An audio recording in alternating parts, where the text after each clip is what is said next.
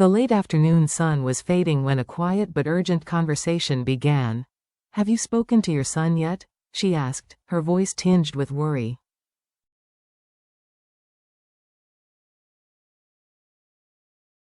"Not yet," came the reply. "The company is in serious trouble. James needs to fly over there and take control of the situation."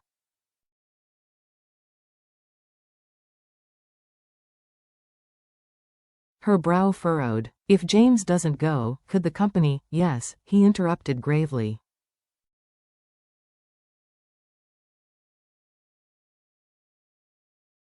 "It could go bankrupt." Without hesitation, she nodded. "I'll tell him to wrap things up here and leave tomorrow."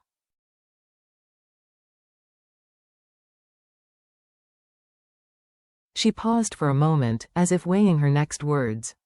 "You've dedicated your life to those two companies, but if the burden is too great, why not close them down and return to Vietnam to live with me and our child?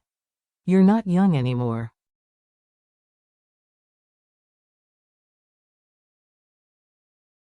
"You should slow down and spend more time with your family. I want us to be together."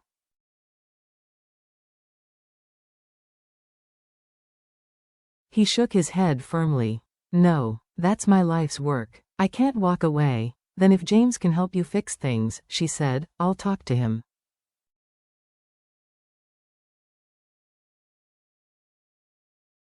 "He's smart. I believe he can handle it. A home in the making." Later that day, James was reviewing plans for a house he was building for Deep.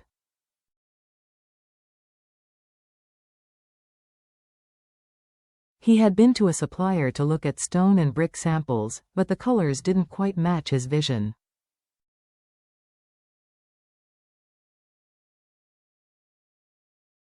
Over the phone, he asked for new options, determined that every detail would be perfect.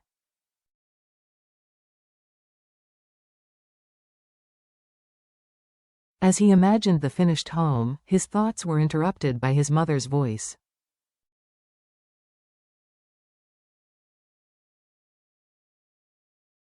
She had just returned from errands.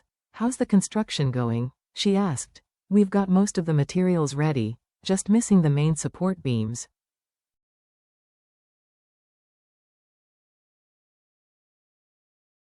"In 2 days we can start building," James replied. "And the design? Is it still what we agreed on?"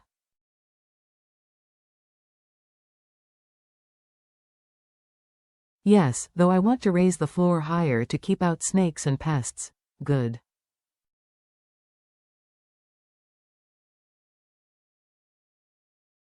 "Once construction begins, let me know." "I'll come see it," she said. James smiled. "You'll love the site."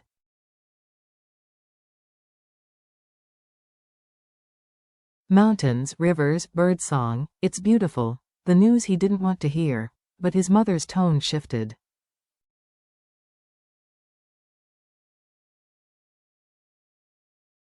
"I need to tell you something.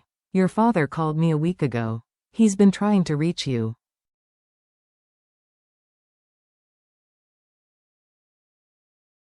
"If you're not too busy, he wants you to fly overseas immediately. He says he needs you tomorrow."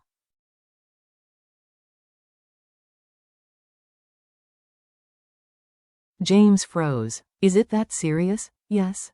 If you don't go, the companies could collapse."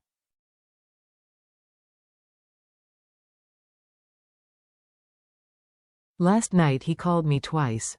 I didn't want to distract you, but maybe you should call him."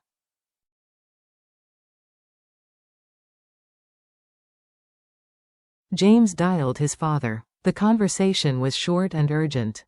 By the end, his path was clear. He had to leave.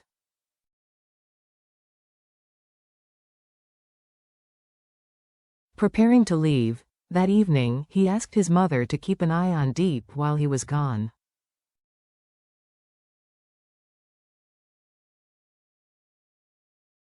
"I don't know when I'll be back. Please, look after her. Visit the new house often."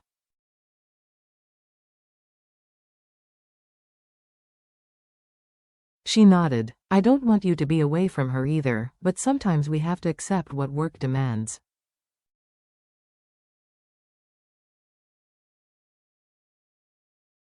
One last night together. As dusk settled, James called Deep. She was still out, buying chicken feed.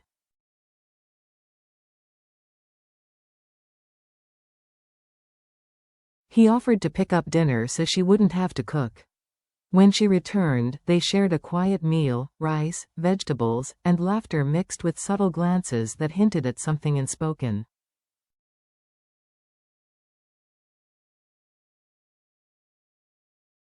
Eventually, Deep noticed his distraction. "You're different tonight," she said gently.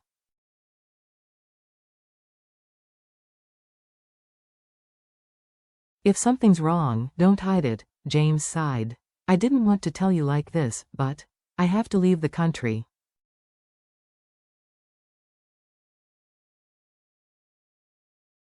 "Two of my family's companies are on the brink of collapse.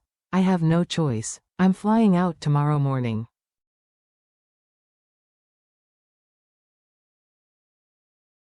"And I don't know when I'll be back." Her eyes softened, though her heart ached.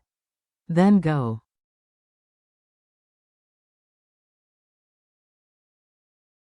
Handle the business. I'll stay here, help with the new farm, and keep everything running."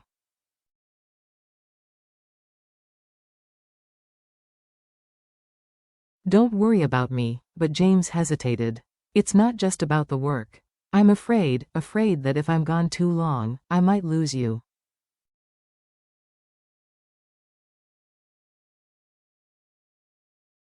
She reached for his hand. "You won't. I'll wait for you, no matter how long it takes."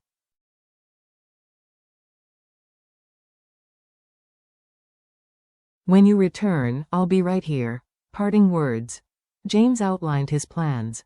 Lynn would oversee the farm construction, his mother would check on Deep, and he wanted her to take care of her health. No more fainting from overwork.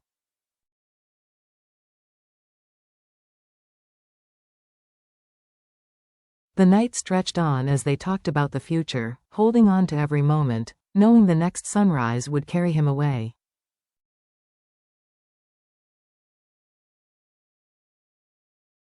Tomorrow, James would board a plane, stepping into uncertainty.